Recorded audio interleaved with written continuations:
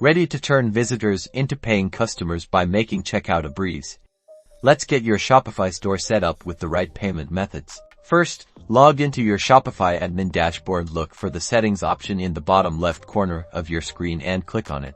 From the settings menu, select payments. This is where all your transaction magic happens. You'll see a section called Shopify Payments if you haven't activated it yet. It's usually the easiest and most integrated option. Click Activate Shopify Payments and follow the on-screen prompts to set up your business details. This typically involves providing your business information, banking details, and desired payout schedule. Want to offer more choices? Scroll down to the third-party providers section here.